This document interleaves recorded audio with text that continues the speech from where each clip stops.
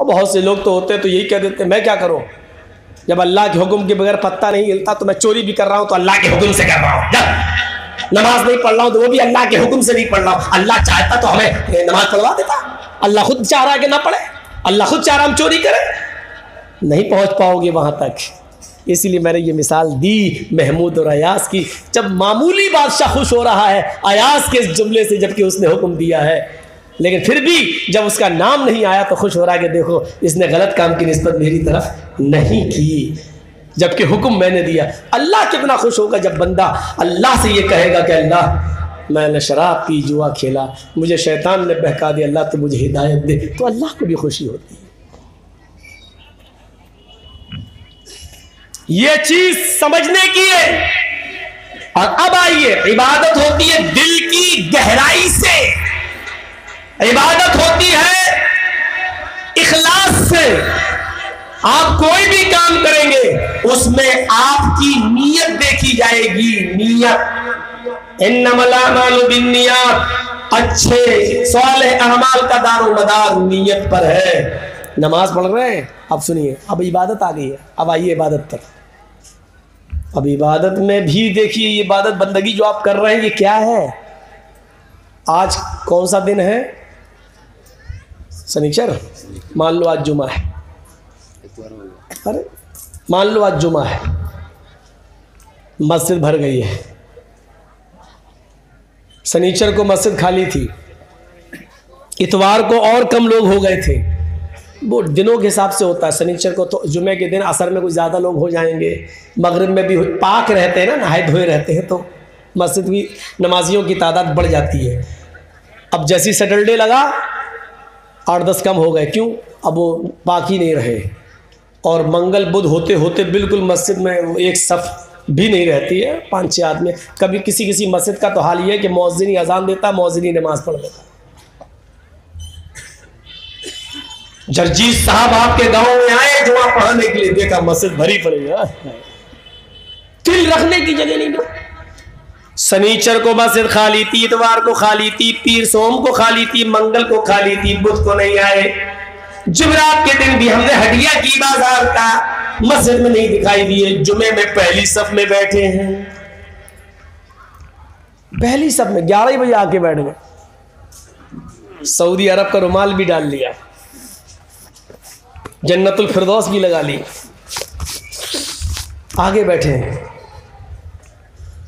Jersey साहब खुतबा दे रहे हैं, देखो आगे बैठे। ये तो कल तो दिखा नहीं था, परसों भी नहीं दिखा, ये आज आगे। माशाल्लाह, बड़ी राय। जर्जी साहब ने नमाज जुमा पढ़ाया और जुमा पढ़ाने के बाद आगे बैठे हुए एक आदमी से पूछ लिया, माशाल्लाह आज तो आप अगली सब में आए थे, कल तो नहीं दिखे थे, परसों भी नहीं दिखे, पूरा हफ्ता नहीं आए, आज? वली साहब आज जुमा है। क्या है? आज जुमा है। अच्छा, जुमा है, मतलब जुमे को अल्लाह ताला देखता है, बकिया दिन नहीं देखता है। नहीं, ऐसी बात नहीं है। फिर आज जुमा है, उसके मुंह से जुमा ही निकल।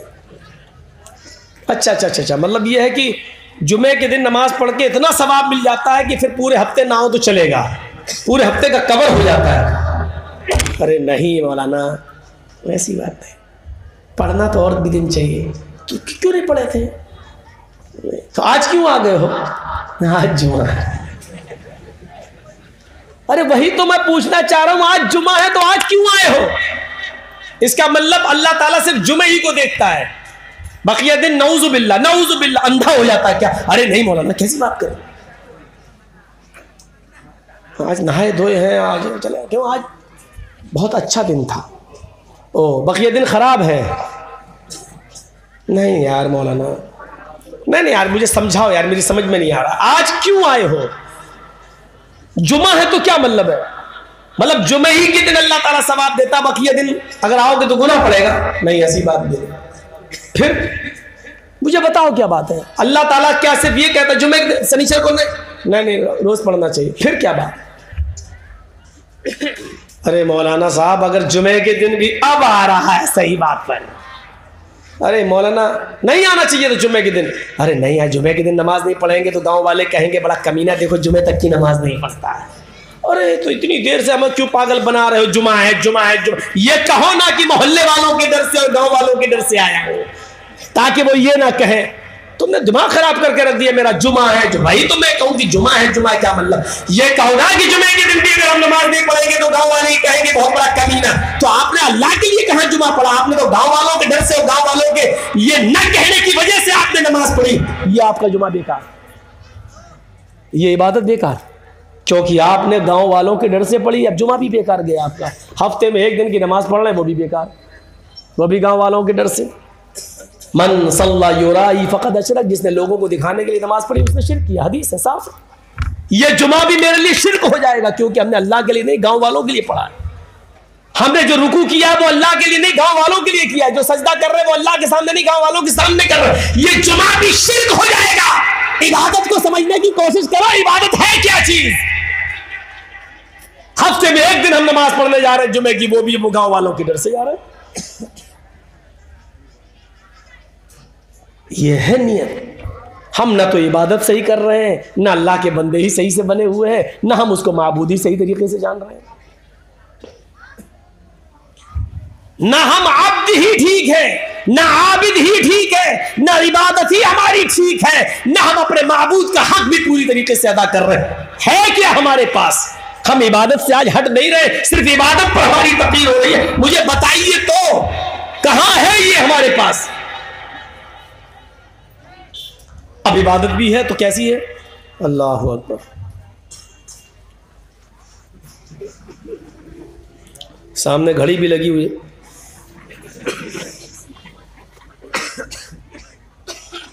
ऐसे भी हो रही है। थोड़ा सा मच्छर बैठ, ये भी हो रही है।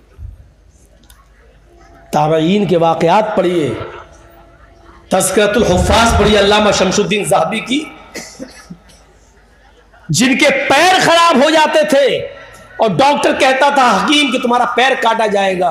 उस जमाने में इंजेक्शन नहीं थे सुन करने के, बेहोश करने के, तो वो ताबईन हजरात हमारे बुजुर्ग वो ये कह दिया करते थे कि जब मैं नमाज पढ़ने लगूँ तो मेरा पैर काट देना, क्योंकि नमाज में मेरा दिमाग अल्लाह की तरफ इतना लग जाता है कि फिर मैं ऐसा मुनहमिक हो जाऊँगा कि पैर काटने की तकलीफ हमें नहीं होगी। एक वो नमाज थी हमारी, एक मच्छर काटता था, हम यहाँ चले जाते, दाढ़ी खुजा रहे हैं, घड़ी देख रहे हैं। ये इबादतों का हाल हमने किया। हम नमाज पढ़ रहे हैं और फिर कह रहे हैं हमारे ऊपर आफतें आ रही, हमारे ऊपर मुसीबतें आ रही। जो मैं सर बसजदा हुआ जमीन पर तो आसमां से आने लगी ये निदा। जो मैं सर बसजदा हुआ जमीन पर तो आसमां से आने लगी ये निदा। तेरा दिल तो है सनम आशना, तुझे क्या मिलेगा नमाज में। मेरे बंदे तू नमाज में मुझसे मांग रहा है अल्लाहुम्मा फ़िरली वरहमनी वहदनी वाफिनी वरज़ुक़नी। मेरे बंदे तू मुझसे दुआ मांग रहा है इहदिना सिरातल मुस्तकीम सिरातल लज़ीना अनअमता अलैहिम। लेकिन मेरे बंदे मैं तुझे दूं तो कहां से दूं तो कैसे दूं। जो मैं सर बसजदा हुआ जमीन पर तो आसमां से आने लगी ये सदा। तेरा दिल तो है सनम आशना, तुझे क्या मिलेगा नमाज में। तेरा दिल तो नमाज में अपनी दुकानों पे लगा हुआ है, तेरा दिल नमाज में अपने बेटे के हॉस्पिटल में एडमिट होने पे लगा हुआ है, तेरा दिल नमाज में जल्दी से मस्जिद से बाहर जाकर अपनी फैक्ट्री में जाऊं और अपने मजदूरों को देखो काम कर रहे हैं नहीं। तेरा दिल तो वहां लगा है, तू मस्जिद में नमाज पढ़ता है, तेरा दिल खेत में लगा है, तेरा दिल धान और गेहूं और चावल में लगा हुआ है। शायर उसी को कहता है जो मैं सर बसजदा हुआ जमीन पर तो आसमां से आने लगी ये निदा। तेरा दिल तो है सनम आशना, तुझे क्या मिलेगा नमाज में। ओ मेरे बंदे मैं तुझे दूं तो कहां से दूं, कैसे दूं। तेरा दिमाग, तेरा जहन, तेरा दिल मेरी तरफ है ही नहीं। वो नमाजें नहीं चाहिए अल्लाह को, ऐसे सजदे नहीं चाहिए अल्लाह को। सजदा तो वो चाहिए जो इब्राहिम अलैहिस्सलाम ने किया था। सजदा तो वो था, वो होता है जिसे वो एक सजदा रूह ज़मीं जिससे कांप जाती थी, वो एक सजदा रूह ज़मीं जिससे कांप जाती थी, उसी को तरसते हैं आज मिंबरों मेहराब। उस सजदे की जरूरत है मस्जिद के जमीन पर, मिट्टी पर, सादा जमीन पर अपनी पेशानी को रखकर सुभान रब्बियल आला कहने की, सुब्हान कुद्दूस रब्बुल मलाइकति वरूह कहने की, सुभानक अल्लाहुम्मा रब्बना व बिहम्दिका अल्लाहुम्मा फिरली। ये सब रुकू की दुआएं हैं और सजदे की दुआएं हैं। ये सजदा वो है जब जमीन पे पड़ता है तो जमीन की रूह कांप जाती है। रूह जमीन जिस सजदे से कांप जाए, जमीन की रूह जिस सजदे से कांप जाए, अर्श वाले का अर्श हिल जाए कि वाकई मेरे बंदे ने दिल से अपनी गुलामी का इकरार कर लिया, अपनी नाक जमीन पर रगड़ दी और इस बात का इकरार कर लिया कि अल्लाह मैंने अपनी नाक जमीन की मिट्टी पर रगड़ के तेरे सामने जिल्लत का इजहार कर दिया है, इंसल्ट कर ली मैंने। अल्लाह अजीज तेरी जात है, जलील मैं हूं। अल्लाह तेरे सामने मैंने अपनी नाक को रगड़ लिया है, मिट्टी मेरी नाक पे रगड़ी हुई है। अल्लाह मैं बहुत जलील हूं, इतना कमतर तेरा बंदा, तेरा गुलाम हूं कि जमीन से ऊपर नहीं हूं, और हम में और तुझ में इतना ही फर्क है कि मैं जमीन से ऊपर नहीं हूं और तू आसमान की बुलंदियों से नीचे ही नहीं है।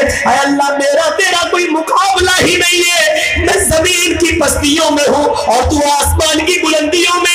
अल्लाह मेरी हैसियत ये, तेरा मकाम वो है, जब तक ऐसा सजदा नहीं होगा तब तक रूह ज़मीन नहीं कांपेगी, और जब रूह ज़मीन नहीं कांपेगी तो दूसरे सजदों की अल्लाह को जरूरत भी नहीं है। ऐसे सजदे की जरूरत है, वो एक सजदा रूह ज़मीन जिससे कांप जाती है, उसी को तरसते हैं आज मिंबर मेहराब।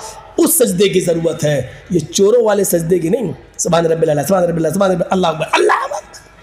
इस कौवे की चोंचों की जरूरत नहीं है। सजदे में जा रहे हो तो एहसास होना चाहिए, सजदे में गए तो पहले नाक फिर माथा, जब सजदे से उठ रहे हैं तो पहले माथा और फिर नाक, ये उठाइए। जाएं तो पहले नाक होनी चाहिए और उठे तो पहले माथा और बाद में नाक, यानी जाते वक्त भी पहले जमीन पर नाक हो और उठते वक्त बाद में भी नाक उठे। ये इस बात की दलील है कि अल्लाह कहते नहीं हम लोग, तेरे बेटे की शादी होगी ना, ले आएगा तू मेरे घर हमें मनाने, नाक रगड़वाऊंगा तुझसे। ये नाक रगड़वाने वाला जुमला समझते हो क्या मतलब? यानी तेरी बेइज्जती करूंगा। क्या मतलब हुआ नाक रगड़वाने का? नाक रगड़ना पड़ेगी तुझे, यानी तुझे मेरे हाथ पैर जोड़ना पड़ेंगे, जलील होना पड़ेगा। अल्लाह कहता तुम नाक रगड़ो, अल्लाह कहता सजदा करो, अल्लाह कहता सजदे में जाओ तो पहले नाक ज़मीन पर हो, उठो तो पहले पेशानी हो, बाद में नाक, यानी देर में नाक ही उठे। ये रगड़ने का मतलब क्या है? एक बंदा इस बात का एहसास करता क्या है, मेरे परवरदिगार मैंने तेरे आगे अपने आप को जलील कर लिया है, अजीज तो तू है, जलील तो हमें, और अच्छा लगता है। ये नाक रगड़ने का मामला सऊदिया का बादशाह, पाकिस्तान का वजीर आजम और बड़े से बड़े मिनिस्टर और बड़े से बड़े नेताओं को भी करना पड़ता है अगर वो मुसलमान है तो। यानी वो इस बात का इकरार करते हैं, अल्लाह दुनिया में हम कुछ भी हो सकते हैं लेकिन तेरे घर में आने के बाद हम बेबस बंदे हैं और हम जलील हैं, अजीज तेरी ज़ात है। फिर अल्लाह का वादा है, मेरे बंदो जितना तुम मेरे सामने जलील बनोगे, जितना अपने आप को मेरे सामने झुकाओगे और गिराओगे, हम लोगों की नजरों में तुम्हें उतना ही बाइज्जत बना देंगे, हम लोगों की नजर में तुम्हें उतना ही प्यारा बना देंगे। और देख लो आज जो सबसे ज्यादा नमाजी है, सबसे बड़ा तहज्जुद गुजार है, जो सबसे ज्यादा इबादत करता है, आज हम में से कितने लोग उसकी इज्जत करते हैं, उसको अपने घरों में बुलाते हैं, दावत देते हैं, उसकी इज्जत करते हैं और उसको मेरे भाइयों अपने बिस्तरों में बिठाते हैं और उसकी खातिरी करते हैं और जोड़ते हैं कि बड़ा नेक है, इबादत गुजार बंदा है, हम उसकी इज्जत करते हैं। यहाँ तक कि बहुत से काफिरों की औरतें मस्जिद के बाहर खड़ी हो जाती है और मस्जिद से नमाज पढ़ने वालों के लिए खड़ी रहती है। जब वो निकलते हैं तो अपने छोटे छोटे बच्चों के ऊपर वो दम करवाती है, पानी भी लिए खड़ी रहती है, वो पानी के ऊपर भी दम करवाती है, हालांकि नहीं करवाना चाहिए। हाँ, बच्चों पर दम किया जा सकता है। मेरे प्यारे साथियों गौर कीजिए, हम अल्लाह के सामने जलील हो गया है लेकिन अल्लाह ने लोगों के सामने मुझे अजीज कर दिया है, लोगों के सामने मुझे प्यारा बना दिया है, लोगों के लिए हमें बाइज्जत बना दिया है, लोगों की नजरों में उसने हमें बावकार कर दिया, बाइज्जत बना दिया है। हम अल्लाह के सामने दलील होना सीखे तो अल्लाह हमें लोगों की नजरों में बावकार कर देगा, मुकर्रब बना देगा। तो ये होना चाहिए हमारा और आपका। और इबादत कैसी होगी? नबी अकरम ने फरमाया, सुनन तिरमिजी की रिवायत है, सुनिए, 2-3 चीजें हैं, याद रखिएगा। इत्तक़िल महारिम तकुन अअबदन नास। अल्लाह के नबी फरमाते, चंद जुमले आज मैं बयान कर रहा हूं, कौन है जो इनको याद कर ले और दूसरों तक पहुंचा दे?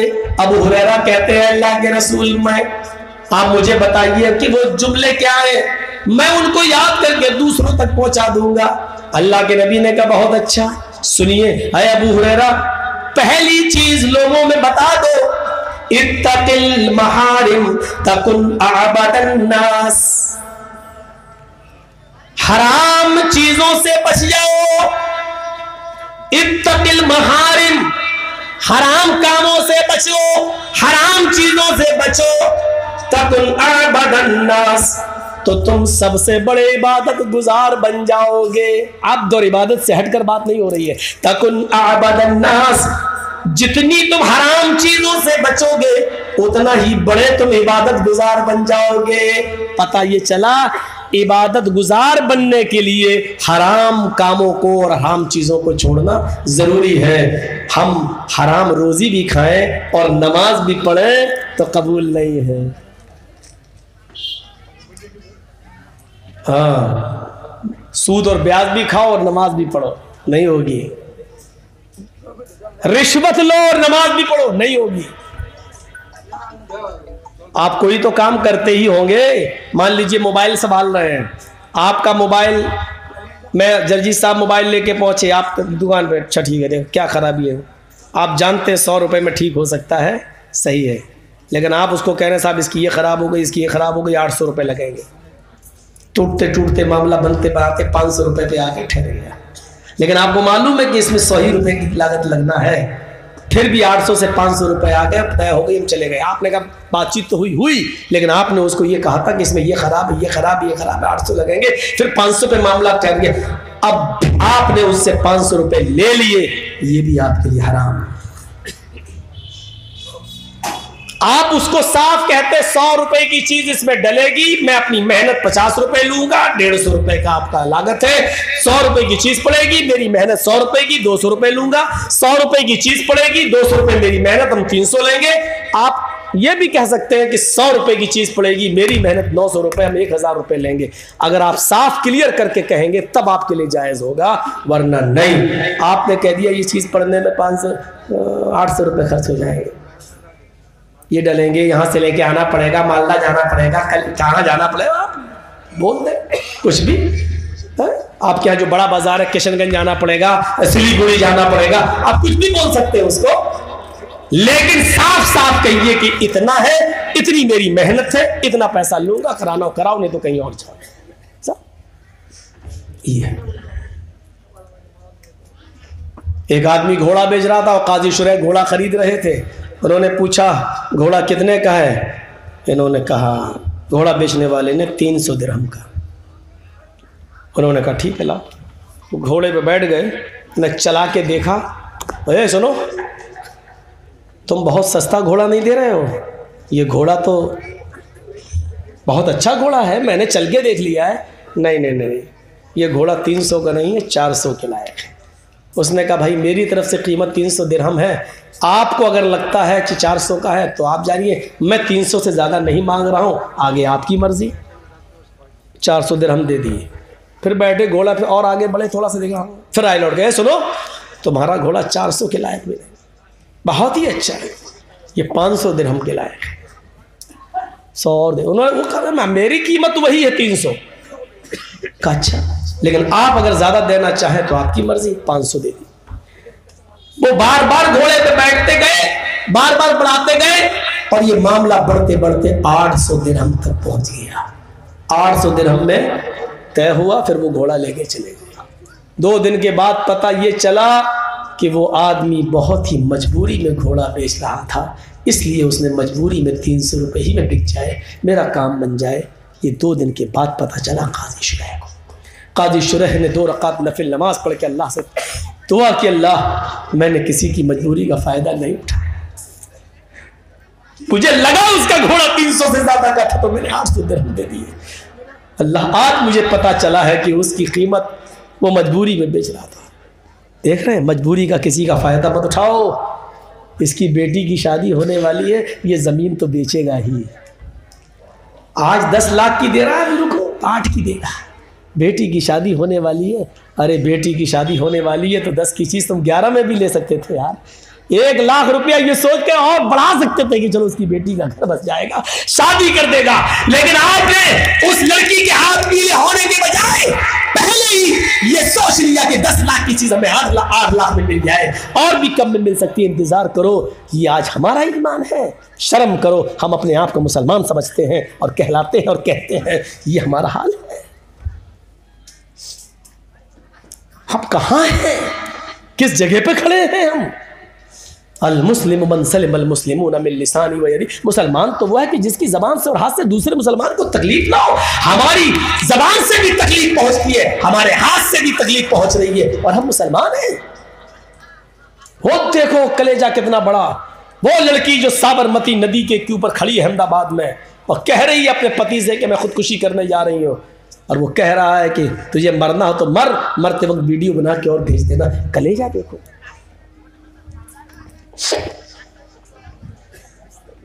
कहाँ है हिंदू भाई ने बताइए तुम्हें। हाँ यार, आप 1-1.5 घंटा हो गया इबादत पे बोल रहा हूँ, अब आप कह रहे वेदों के मंत्र पढ़िए। यार इतना अच्छा टॉपिक को आपने पूरा खराब करवा दिया। सोचिए आप, हम कहाँ खड़े हैं?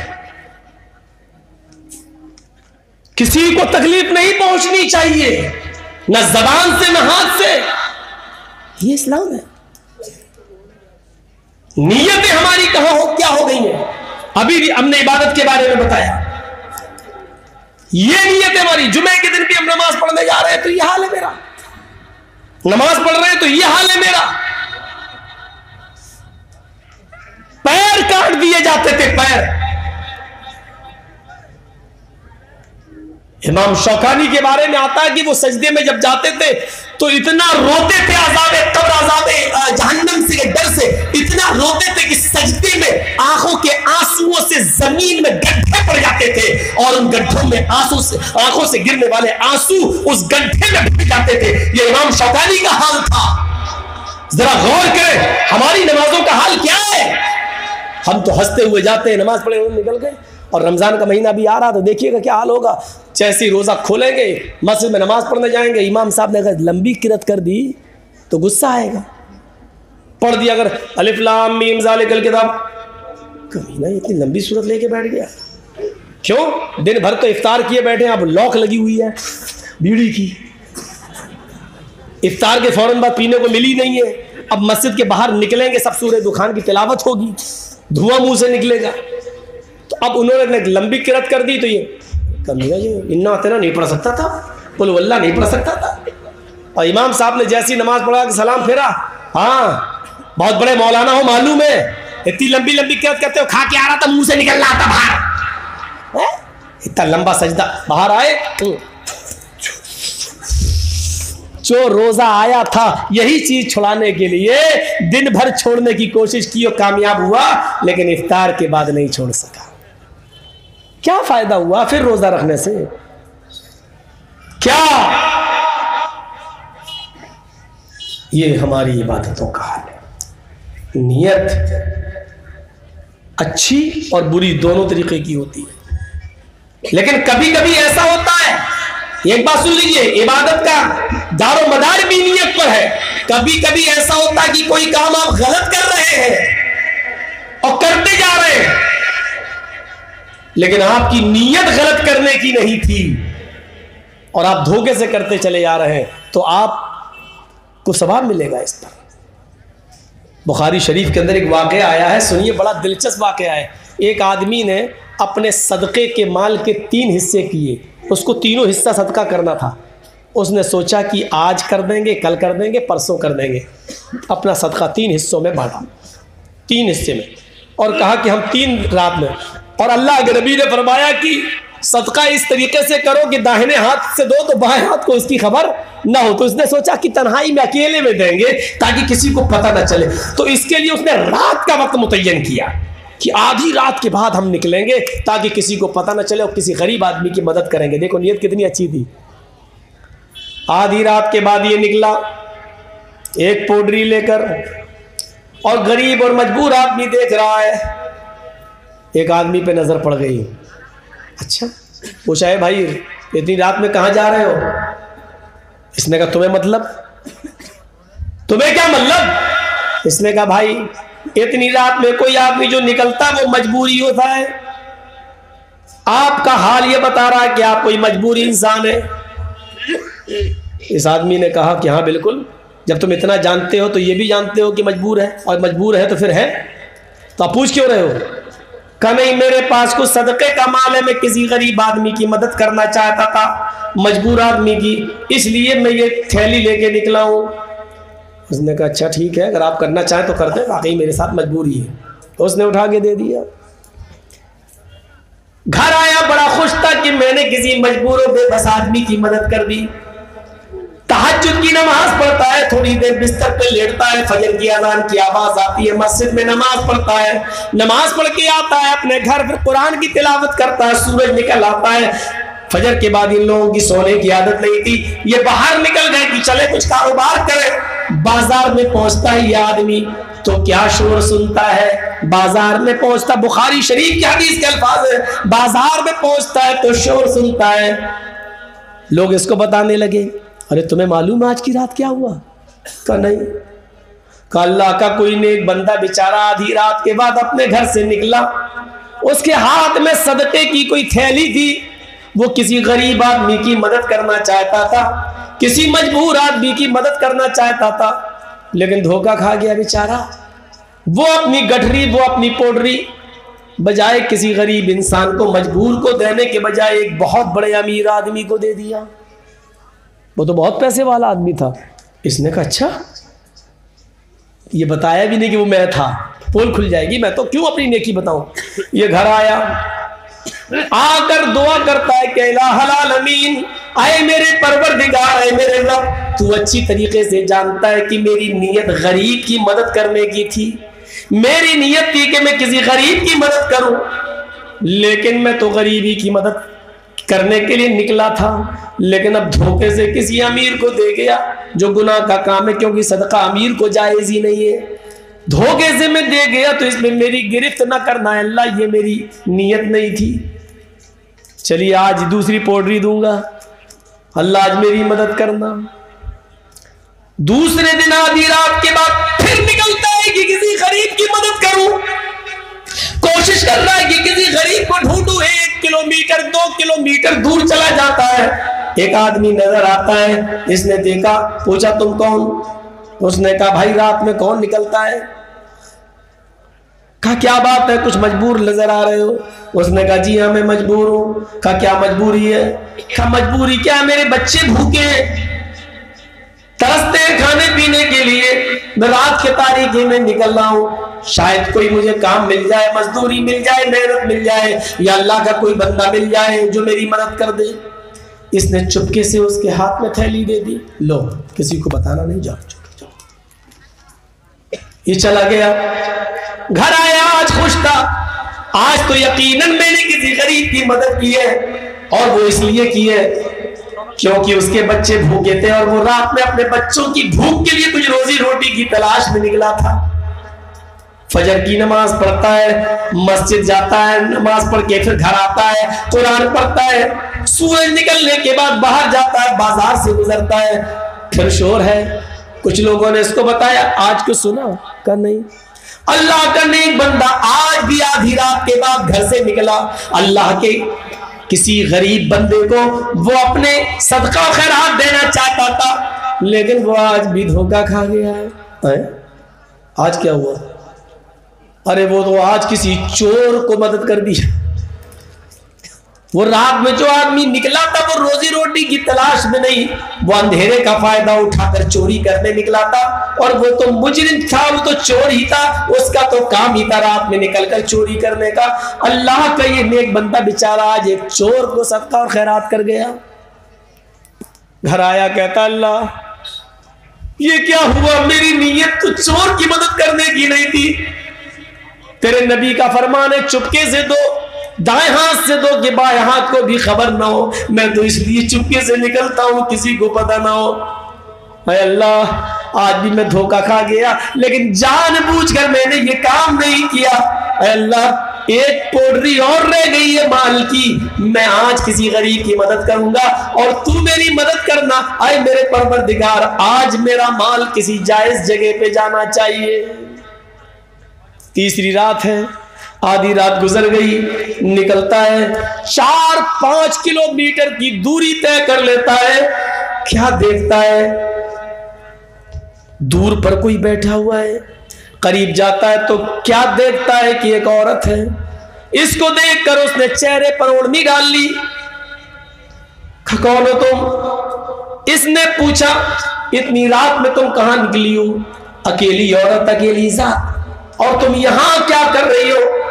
उसने कहा देखो हाय अल्लाह के बंदे, इतनी रात में कोई औरत जब बाहर निकलती है तो उसको कोई मजबूरी बाहर निकालती है। तुम हो कौन? उसने कहा तुम अपनी मजबूरी बताओ। उस औरत ने भी ड्रामा किया, मेरी मजबूरी है। इसने कहा देखो मेरे पास कुछ सदके का माल है, इस माल को तुम ले जाओ और तुम रात की तारीकी में मत निकला करो, कहीं ऐसा ना हो कि तुम्हारे साथ कुछ ऊंच नीच हो जाए। जाओ अपने बच्चों को पालो, ये खत्म हो जाए तो फिर मुझे कुछ बता देना, जिक्र कर देना। मैं फला, अपना नाम नहीं बताया, उसने कहा कि मैं फला फला के पास चली जाना और उससे ये कहना कि किसी ने मुझे सदके का माल दिया था, वो खत्म हो गया है, बस वो खबर मुझ तक आ जाएगी, मैं तुम्हारी बात में भी मदद करता रहूंगा। ये औरत लेके चली आई, ये भी घर आ गया, तहज्जुद की नमाज पढ़ के सोया, फजर में उठा, नमाज पढ़ के घर आया, कुरान की तिलावत किया, फिर निकला बाहर। बाजार में जाता है तो फिर शोर होता है और लोग इससे जिक्र करते हैं अल्लाह का एक नेक बंदा आज भी धोखा खा गया है। वो निकला था किसी गरीब की मदद करने, किसी परेशान की हाल की परेशानी दूर करने, लेकिन आज अल्लाह के उस नेक बंदे ने एक जानिया, एक बदचलन औरत की मदद कर दी, एक तवाइफ की मदद कर दी। वो रात की तारीकी में घर से पेशावर औरत थी, जिस्म फरोश औरत थी, वो कस्टमर ढूंढती थी, वो पैसा लेती और अपना जिस्म बेचती। आज उसने एक जानिया को, एक बदचलन औरत को सदका और खैरात कर दिया। ये आदमी बोला बेचारा उस अल्लाह के नेक बंदे के साथ बहुत बुरा हो रहा है। हाँ देखो, फिर घर आया, कहता अल्लाह मेरे पास जितना माल था वो गलत जगह पे जा चुका है, लेकिन गलत लोगों को देने की मेरी कोई नीयत नहीं थी। अरे अल्लाह, गलत लोगों तक पहुंच गया, इसका अजाब तू मुझे मत देना। अल्लाह, सवाब न दे तो अजाब भी मत देना, इसलिए कि मेरी नीयत इन गलत लोगों तक पहुंचाने की नहीं थी।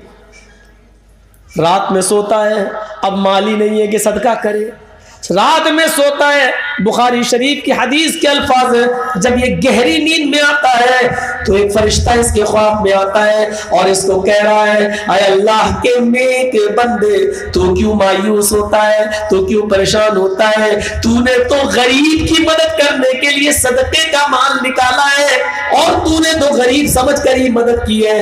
अल्लाह ने तेरे सदके को कबूल कर लिया है, अल्लाह ने तेरे सदके को मंजूर कर लिया, एक्सेप्ट कर लिया है, और तेरे सदके की बरकत से अल्लाह ने उन तीनों लोगों को भी हिदायत दे दी।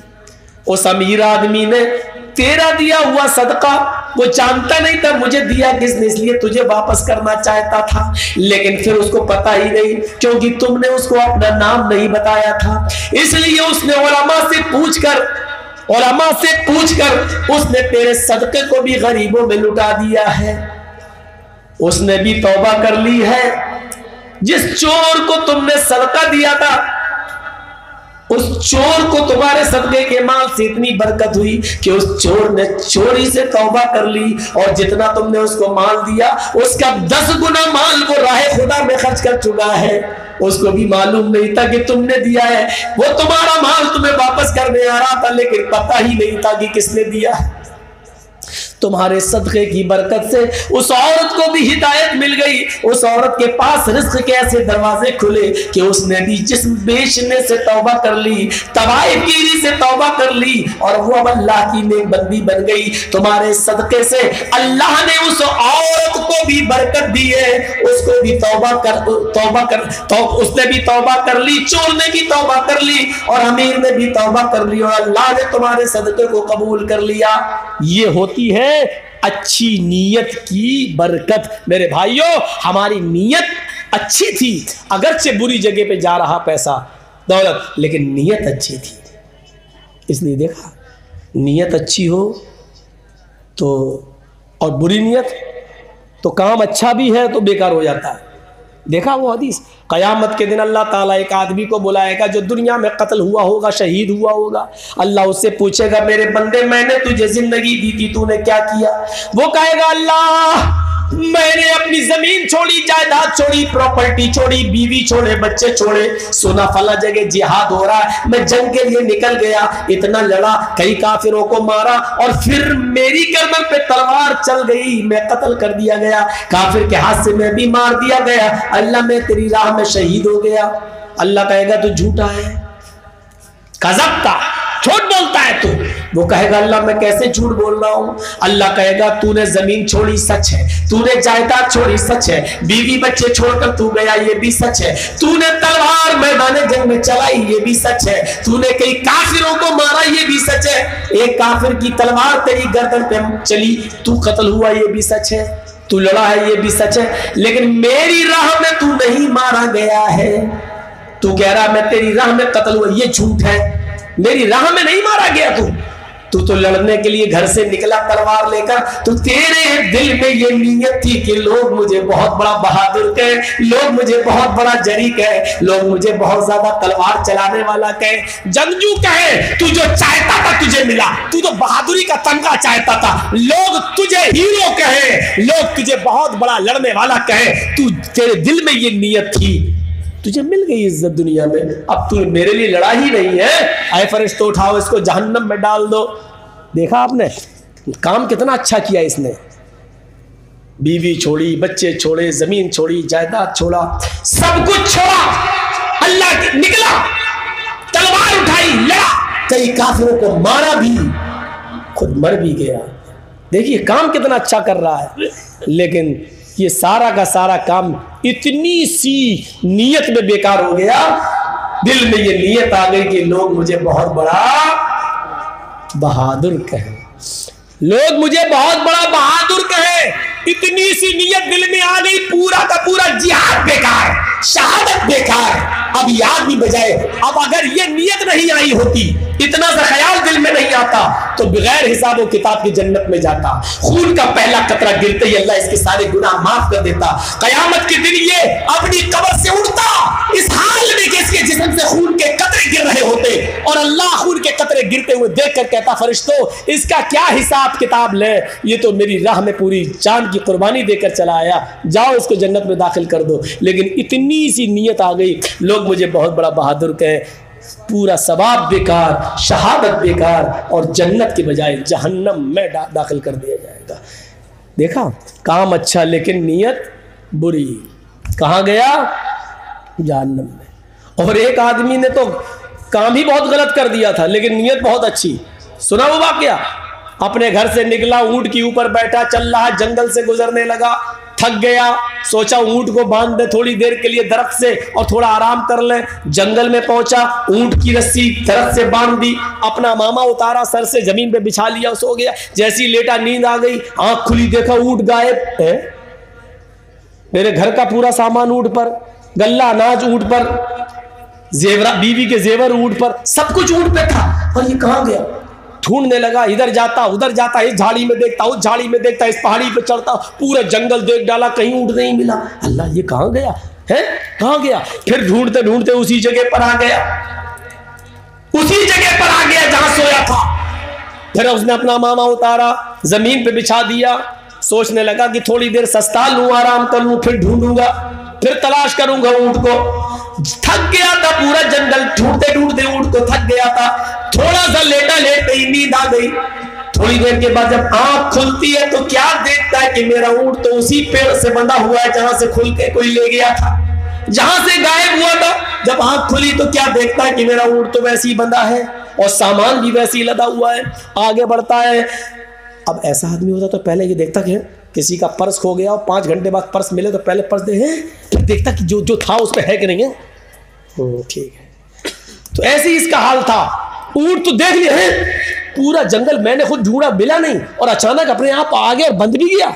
आया है, देखा, एक भी दाना कम नहीं अनाज का, जैसे लाया था वैसे ही मौजूद है, कुछ भी कम नहीं है। ऐसे देखता है, खुश हो गया, और खुशी में समाया नहीं जा रहा है इसमें। खुशी के मारे इसके मुंह से उल्टे जुमले निकल रहे हैं, उल्टे जुमले मारे खुशी के।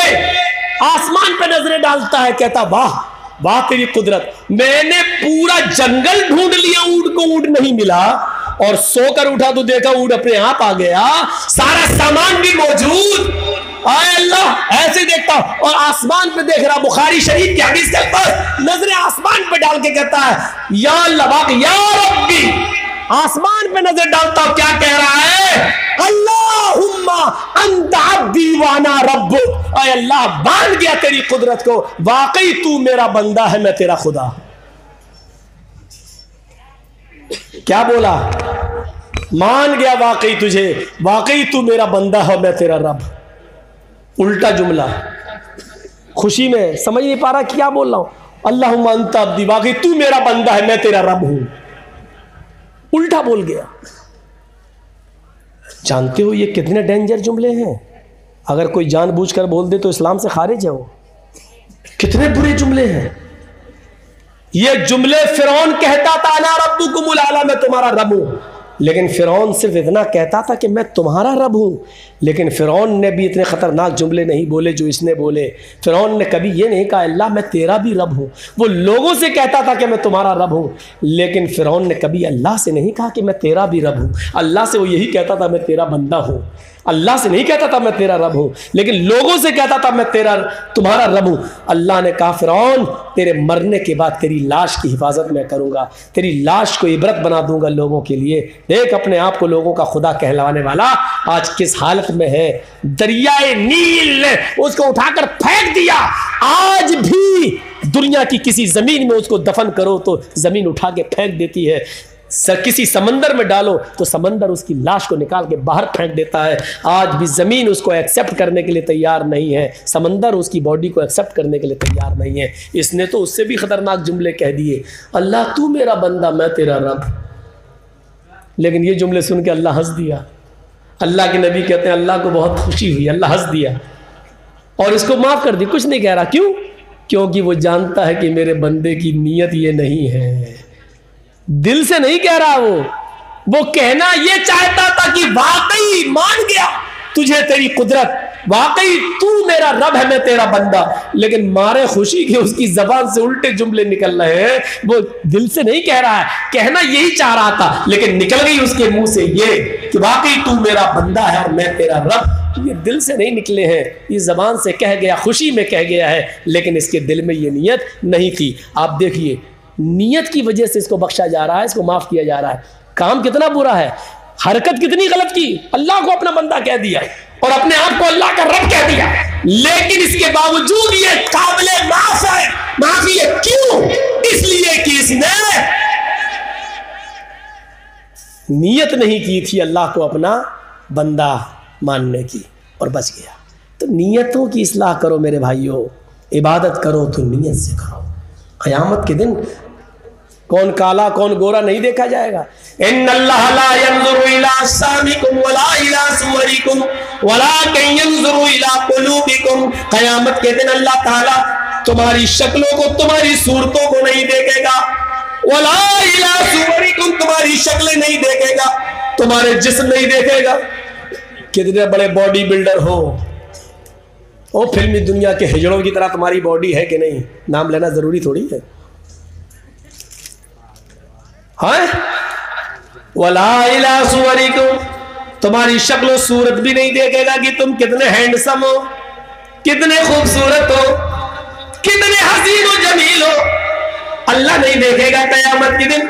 वलाकिन यंज़ुरु इला कुलूबिकुम, वो तो तुम्हारे दिलों की तरफ देखेगा, तुम्हारे तक़वे की तरफ देखेगा कि तुमने इबादत किस नीयत से की है। लयनालल्लाह लुहूमुहा वला दिमाउहा वलाकिन यनालु तक़वा मिनकुम, तुम जो कुर्बानी करते हो और जानवर के ऊपर छुरी चलाते हो, तो तुम्हारे कुर्बानियों के जानवर का खून और उसका गोश्त अल्लाह के पास नहीं पहुंचता। अल्लाह के पास न गोश्त जाता है न खून जाता है। वलाकिन यनालु तक़वा मिनकुम, वो तो तुम्हारे दिलों का तक़वा देखता है कि तुमने किस नीयत से कुर्बानी की है। एक बकरा कर रहे हो कि चार कर रहे हो, चार कर रहे हो तो दिखाने के लिए कि मोहल्ले वाले कह रहे हैं माशाल्लाह चार चार कुर्बानी करता है, तीन तीन करता है, दो दो, और देखो 50,000 का बकरा लाया है। अच्छा, उस बकरे की खाल पे अल्लाह लिखा हुआ तो 3 लाख का लाया है। कभी अपने आप को बर्बाद मत करना, अल्लाह लिखा तो 3 लाख का ले आओ, ये कोई चीज है नहीं, इसकी कोई हैसियत नहीं है। ये तो अल्लाह की कुदरत है। किसी खाल पर अगर लिखावट में अल्लाह आ जाए तो इसका यह मतलब नहीं है कि उसकी कीमत 3 लाख दे दो, 4 लाख दे दो। खाल कहां जाएगी? खाल तो वहीं जाना है जहां जाएगी। खाल लेके आप क्या करेंगे?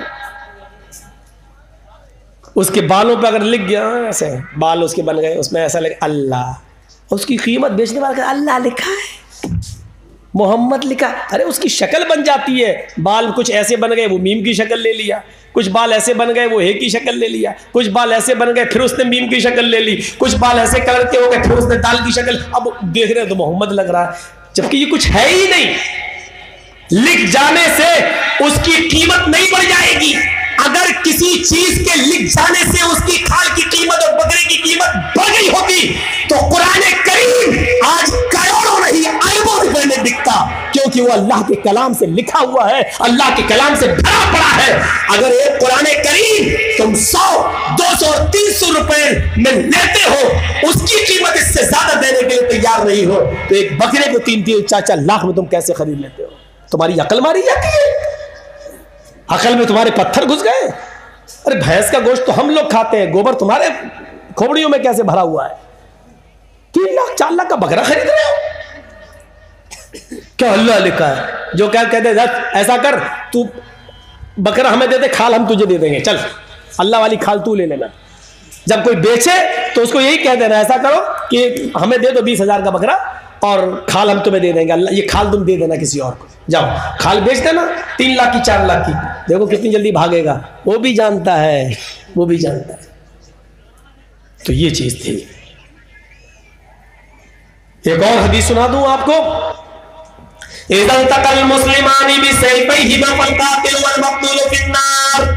जब 2 मुसलमान तलवारें लेकर बाहर आ जाएं और दोनों एक दूसरे को मारना चाहे, ये भी मारे ये भी मारे, ये भी तलवार चलाए ये भी तलवार चलाए। आज के इस दौर में इसका तर्जुमा ये भी हो सकता है, जब 2 मुसलमान पिस्टल लेकर, बंदूक लेकर एक दूसरे के आमने सामने हो जाए, वो इसको मारना चाहे वो इसको, तो एक मारेगा एक मरेगा, एक मारने वाला होगा एक मरने वाला होगा। अल्लाह के नबी फरमाते हैं फलकातिलु वल मक्तूलु फिन्नार, कातिल भी जहन्नम में जाएगा, मक्तूल भी जहन्नमी, कत्ल करने वाला भी जहन्नम में जाएगा, और जिसको कत्ल किया गया वो भी जहन्नम में जाएगा। पूछा गया अल्लाह के नबी, कत्ल होने वाला जहन्नम में क्यों जाएगा? वो तो बेचारा मारा गया है, वो तो कत्ल हुआ है, उसने मारा थोड़ी है, वो तो कत्ल कर दिया गया है, वो जहन्नम में क्यों जाएगा? वो तो मारा गया है। अल्लाह के नबी इसका जवाब क्या देते हैं? जिसको कत्ल किया गया वो भी जहन्नम में जाएगा, और वो इसलिए जाएगा इन्नहु काना हरीसन अला कत्ल साहिबी, क्योंकि उसके दिल में भी ये नियत थी कि मैं अपने भाई को कत्ल कर दूं, मैं इसको मार दूं। अगरचे मार नहीं पाया लेकिन नियत तो थी मारने की, निकला तो था तलवार लेके मारने, निकला तो था बंदूक लेके मारने, लेकिन मौका नहीं लग सका, मर गया, मार नहीं पाया, लेकिन नियत थी मारने की, इसलिए वो भी जहन्नम में जाएगा। तो मामलात नियत पर डिपेंड करते हैं। नमाज पढ़ो, रोजा रखो, नियत अच्छी होनी चाहिए, इबादत करो तो नियत अच्छी होनी चाहिए, खालिसतन लिल्लाह होनी चाहिए। एक अल्लाह की इबादत होनी चाहिए और उसमें नीयत हमारी अच्छी होनी चाहिए। मेरे भाइयों 1:20 हो चुके हैं, मैंने 2 घंटे अपने कर दिए हैं। अल्लाह से हम दुआ करते हैं कि बारिला हमें इबादत करने की तौफीक अता फरमाए, हमें इबादतों में नीयत अच्छी करने की तौफीक अता फरमाए। बारिला हम तुझसे दुआ करते हैं कि हमें हमारी इबादत की इस्लाह करने की तौफीक अता फरमा। जब तक तो हमें जिंदा रख, इस्लाम पर जिंदा रखना, जब हमारा खात्मा हो तो हमारा अल्लाह ईमान पर खात्मा फरमाना। बारिला जो बीमार है उनको शिफाए कामला और आजिला का फरमा। बारिला जो हॉस्पिटल्स में एडमिट हो उनकी दवाओं में सेहत तंदुरुस्ती कुड़ के भर दे। वमा अलैना इल्लल बलागुल मुबीन व आखिरु दअवाना अल्हम्दुलिल्लाहि रब्बिल आलमीन। अस्सलामु अलैकुम व रहमतुल्लाहि व बरकातुहू। आप लोगों से बहुत ही मुअद्दबाना गुजारिश है कि मदरसे का ताउन चल रहा है, आप दे भी चुके होंगे, कुछ मेरे ज़रिए भी हो जाए तो बेहतर है। मैं 8 मिनट 1:30 तक मैं यहाँ हूँ, 7 मिनट बैठूँगा। मुझे ला कर देना चाहे तो मेरे हाथ में दे दीजिए, मुसाफा कर लीजिए और इस इदारे के लिए बढ़ चढ़ कर हिस्सा लीजिए और देखता हूँ आपको मुझसे कितनी मोहब्बत है।